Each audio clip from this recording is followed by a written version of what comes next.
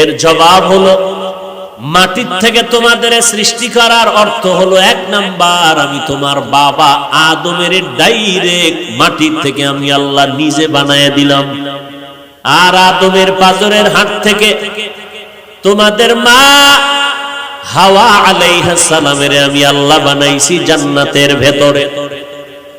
আদম নবী জান্নাতে আরামে ঘুমায়, ঘুমের গভীরতার মধ্যে আমি রব্বুল আলামিন আদমের পেছনের হাড় নিয়ে হাওয়াকে বানাইয়া সুন্দরী রূপসী করে পোশাক পরাইয়া একটু দূরে আমি বসায় রেখেছিলাম। আদম ঘুম থেকে উঠিয়া অচেনা সুন্দরী রূপসীকে দেখা আকর্ষণ বাড়তে লাগলো। আদম ওদিকে মন যায়নি, কয়ে যায়, বলে যাওয়ার আগে পদ্ধতিটা কমপ্লিট করে নাও, আমি আল্লাহ এর সাথে তোমার হালাল বৈধতার সার্টিফিকেট দিতেছি। বলে কেমনে? বলে আমার বিশ্ব নবী রাহমাতুল লিল আলামিনের উপরে 4 বার অথবা তুমি 11 বার দরুদ শরীফ পড়ো তো হালাল হয়ে যাবে। আদম নবী তাই করলেন, 11 বার মদিনাওয়ালা নবীর উপরে দরুদ পড়লেন। আম্মা জান হাওয়া হালাল হয়ে গেলেন। 2 জন জান্নাতে থাকবেন। আল্লাহ বললেন, থাকো, আনতা ওয়া যাওজুকাল জান্নাতা ওয়া কুলা মিনহা রাগাদান হাইসু শি'তুমা। মনে যখন যা চায় জান্নাতের ভেতরে বিচরণ করো আর খাও, তবে সাবধান। একটা গাছকে ইশারা করে বললেন, ওয়ালা তাকরাবা হাযিহিশ শাজারা, ওই গাছের নিকটেও যাইবা না, যদি যাও তো জালেম। ফাতাকুনা মিনাজ যালিমিন।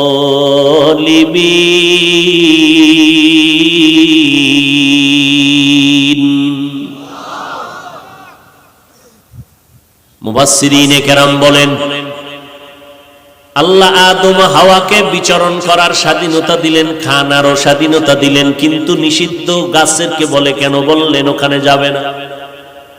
গাছটা কি বিষ গাছ নাকি ফলটা কি বিষ? মুফাসসিরিনে কেরাম বলেন, না, গাছটাও কোনো খারাপ না, ফলও ভালো, ফল খারাপ না। নিষেধ কেন করেছেন? কিয়ামত পর্যন্ত আওলাদে আদমদের আল্লাহ একটা বিধান কায়েম করায় দিলেন আদমের মাধ্যমে। এই আদম সন্তান, জান্নাতের মধ্যে তোমার আব্বা আম্মা বিচরণ করেছে, মনের মতো খাইছে, কিন্তু এরপরও সীমাবদ্ধ স্কেল লাগায় দিছি, পাইলেই খাওয়া যাবে না, নিষিদ্ধ গাছের কাছেও যাইবা না। তোমাদের জিহ্বাটাও কিন্তু গরুর মতো দৌড়ায়, হালাল চেনে না, হারাম চেনে না। সাবধান, খাইতে কোনো নিষেধ নাই, স্বাধীনতা দিয়া দিলাম, তবে বাবার মতো তোমাদের উপরেও সীমাবদ্ধতা দিলাম। জীবনে যত হালাল পাবি খাবি, তবে হারাম দেখলে খাবি না। হারাম খানা বন্ধ করে দিও, ব্যবসা করো হালাল, কিন্তু ব্যবসার নামে সুদের সাথে জড়িত হইও না, হারাম।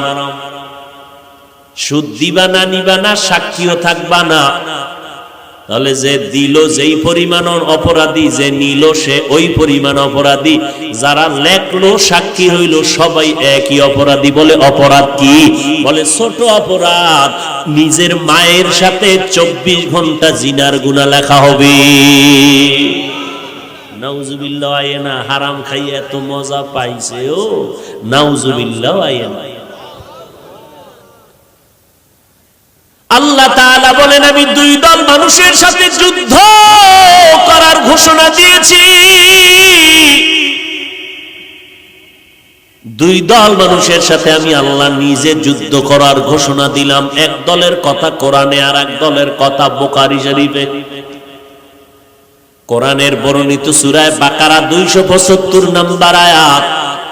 সুদের সাথে যারা জড়িত হবে আল্লাহ তাদের সাথে যুদ্ধের ঘোষণা দিলেন, কারণ তোর মায়ের সাথে তুই জিনার গুনাহ করবি, আমি আল্লাহ তোরে ছেড়ে দিতে পারি না। সুদের সাথে যারা জড়িত ভালো করে রেকর্ড করেন, কলবে ঢুকান, জীবনভর নামাজ পড়বেন, একটা সিজদাও কবুল হবে না। 13,000 বার মক্কায় হজ করবেন, একটা লাব্বাইকও কবুল হবে না। সুদের খাতায় নাম লেখাইয়া 5 তালা মসজিদ বানাইলো, একটা নেক আমল নামায় আসবে না। 13,000 বার কোরআন খতম করলে একটা অক্ষরের নেক আমল নামায় লেখা হবে না। যতবার মোনাজাত দিবেন কসম আল্লাহর, একটা মোনাজাতও কবুল হবে না। কোরআন শরীফ খুলো, তওবা না করে যদি মরে যাও আল্লাহ ঘোষণা দেয় চিরস্থায়ী তোমার জন্য জাহান্নাম। বলার দায়িত্ব আমার, মানবেন কিনা সে দায়িত্ব আপনার। এবার বলবেন হুজুর আপনাদের মতো কি সম্ভব? বাদ দেন আমগো হুজুরের গোষ্ঠী বাদ। এবার আপনার সাইনবোর্ডে দাঁড়ান। আপনি চাকরি করেন, আপনি ব্যবসা করেন, আপনি লেখাপড়া করেন।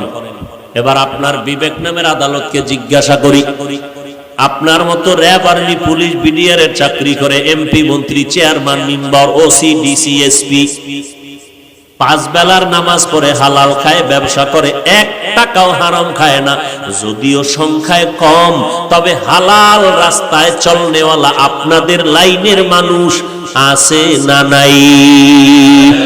বাস শেষ। ইয়া আইয়ুহাল্লাযীনা আমানুত্তাকুল্লাহ ওয়া যারু মা বাকিয়া মিনার রিবা ইন কুনতুম মুমিনিন। আল্লাহ এই সুদের থেকে আমাদের গোটা জাতিকে হেফাজত করেন। আরো জোরে বলেন আল্লাহ তাআলা বলেন, আমি মানুষ মাটির থেকে সৃষ্টি করলাম, তোমাদের আব্বা এবং তোমাদের মা, এই দুইজন আল্লাহ নিষেধ করলেন ওই গাছের কিনারায় যাবা না, গেলেন শয়তানের ধোকায়। এরপরে দুজনকে ইতিহাস আপনারা জানেন, দুনিয়ায় পাঠায় দিলেন। দুইজনে দুই জায়গায় ছিলেন, এক সময় দুজন এক জায়গায় হলেন। আরাফার ময়দানে দুজনের বহু বছর পরে মোলাকাত হয়ে গেল। দুইজন এবার সংসার করা শুরু করলেন। রান্না বাড়ি করার জন্য আগুন দরকার, আমার আল্লাহ আগুনের ব্যবস্থা করলেন। এমন আগুন দিলেন যে আগুনে পাত্র পর্যন্ত পুড়ে যায়, রান্না হবে কি? দুইজন আদম ও হাওয়া আলাইহিমাস সালাম, দুইজনের সংমিশ্রণে বছরে বছরে 2টা সন্তান হতো। প্রত্যেক বছর 2 সন্তান, একটা ছেলে একটা মেয়ে। পরের বছর আবার একটা ছেলে আর একটা মেয়ে, যমজ। আদম নবীর শরীয়তে নিয়ম হলো আগের বছরের ছেলেটা পরের বছরের মেয়েটাকে বিয়া করবে, আপন ভাই বোন। আগের বছরের মেয়ে পরের বছরের ছেলের সাথে বিয়া হয়ে যাবে।